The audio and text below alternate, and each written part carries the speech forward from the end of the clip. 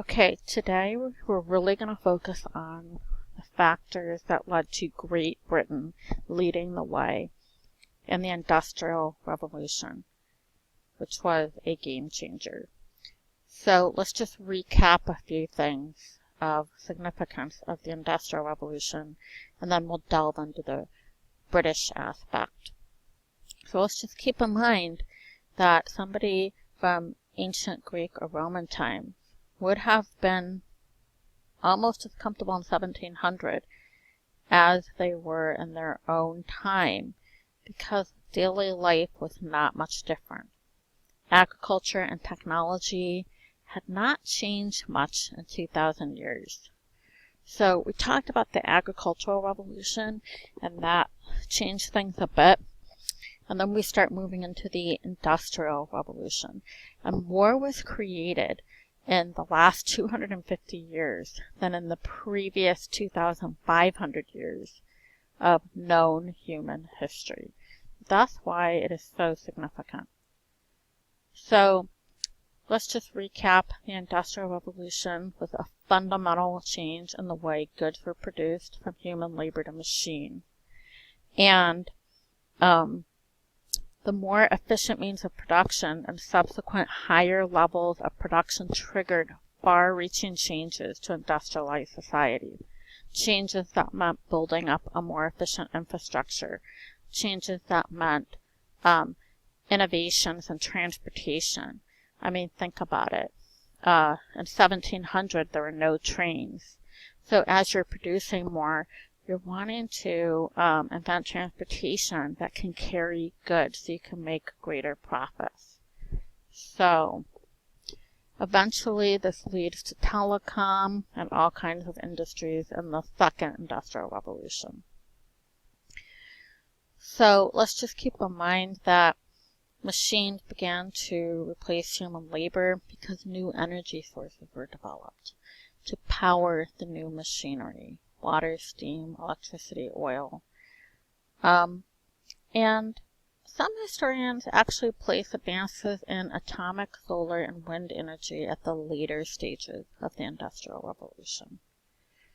So let's just kind of move along. We'll talk about transportation and communication in more detail later. And let's just recap some of the major changes of the Industrial Revolution, such as the mass production of goods, which changed the marketplace, the development of a factory system of production as home production was phased out, a migration to urban areas so people could take advantage of opportunities in factories. The development of capitalism, so even economics changed, new socioeconomic classes. It wasn't so polarized, there was more of a middle class and even degrees of classes. And then more of a commitment to research and development. These are all outgrowths of the Industrial Revolution. So you will be able to read the slide presentation. And all of this details, I'll have it available to you. But let's just skip ahead to Britain. Now first, let's just recap. In Britain, from the late 1600s to the late 1800s, the domestic system developed, really, in England. Basically, that's a putting out system where business people delivered raw materials to workers' homes. Then workers manufactured the goods from these raw materials in their homes, typically with articles of clothing. And then business people would pick up the finished goods. They paid the workers wages based on the number of items, and then they would sell them. Now the problem with the domestic system is that it could not keep up with demand. So a factory system was eventually developed, just as a faster method of production, and so that workers can all be in one set location. And pretty much production anticipated demand. So Under a domestic system, a woman might select fabric and have a business person give it to a home-based worker to make into a dress. But under the factory system, the factory owner bought large lots of popular fabrics and had workers create multiple dresses in common sizes, anticipating that women would buy them. So there's a bit more risk involved in that system. One thing that I recommend that you do is read this chart that highlights the differences between the antiquated domestic system and the more innovative factory system, because it was a game changer.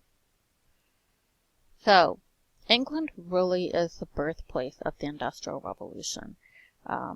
There's no real concrete start date. It was marked by gradual, slow changes. But slow is a relative term, because as I have said previously, there are more changes in that period than any other period. So, why did the Industrial Revolution start in England? Well, there's some very good reasons. One is they already had the capital. They had colonies and markets for manufactured goods. They also had raw materials for production. They had the labor pool. They already had an established merchant marine, and they had the geography that was just ideal for this. So let's look at that in detail. So, first, remember we discussed the commercial revolution that made many English merchants wealthy in a previous unit.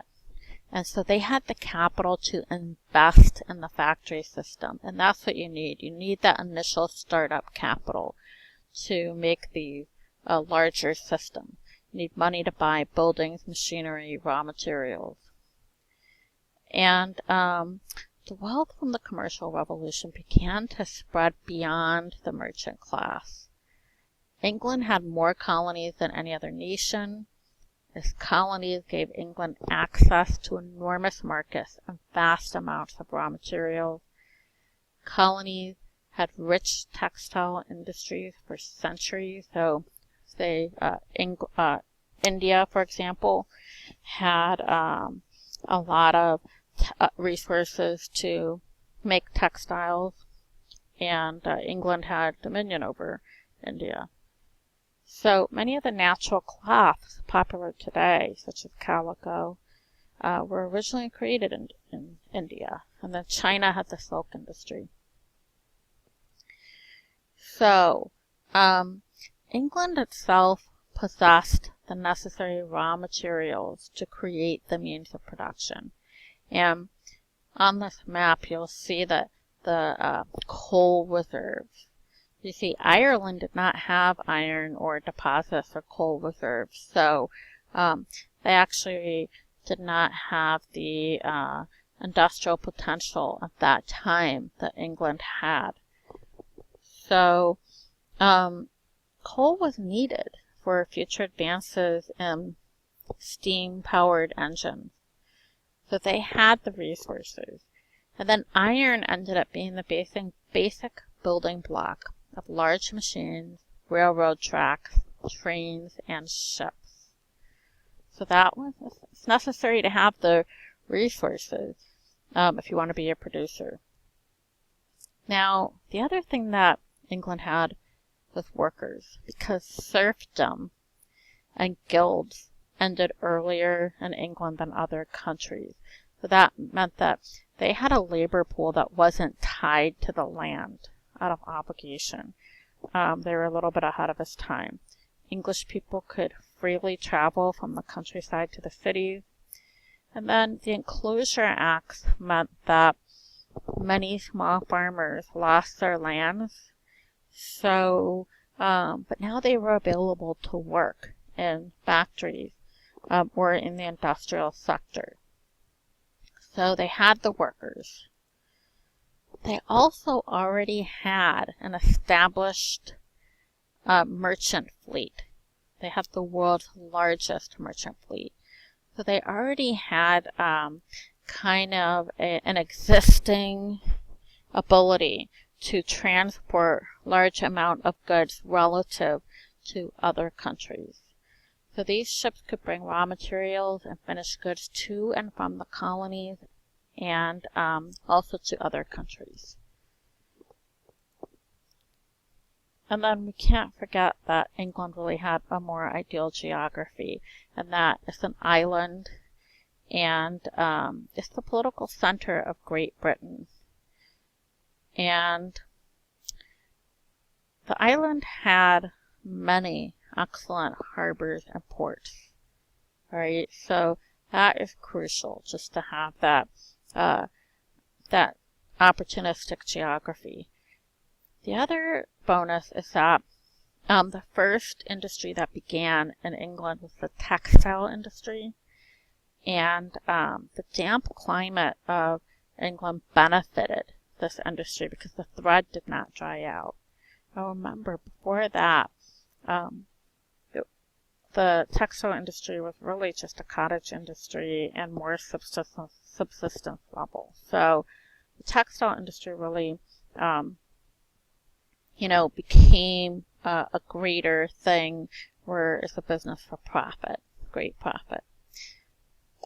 Keep in mind as well that aside from the geography of having the ports and harbors to ship off goods, they had a stable government, a relatively stable government, and they also lacked internal trade barriers. So all of these factors helped. As I said, the textile industry is the first industry to be industrialized. Textiles are just cloths and fabrics. They had learned a lot, Great Britain, from India and China, but they decided that instead of paying for textiles from abroad, it would start its own industries, capitalizing on its innovations.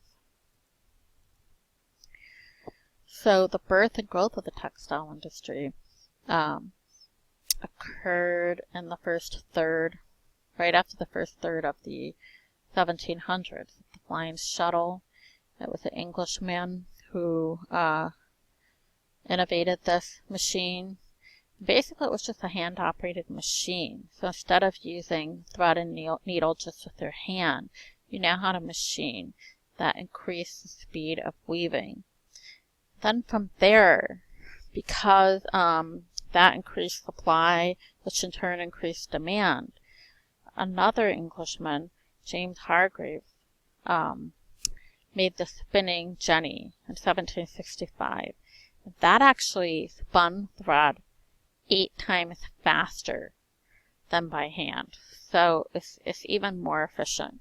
And it is still a home-based machine. Well, just 4 years later, Richard Arkwright, also English, created the water frame, which is a water-powered spinning machine. And that really is what led to the creation of factories, because it was too large for home use. So there it is right there. That's the genesis of factories. When you now have machines that are large but efficient, but the home can't contain it. So this will be available to you to review, but it just goes to show you how each innovation increased supply, which increased demand and created an entire textile industry. Innovation has made the textile industry more viable and profitable. And it really started with the English, and then Eli Whitney and Elias Howe were American. They just kind of jump on that boat of innovation. The important thing to remember is the theme, necessity is the mother of invention, and that each invention and innovation led to another because of the success of the former invention, necessitated newer methods, and of course it's all driven by profit.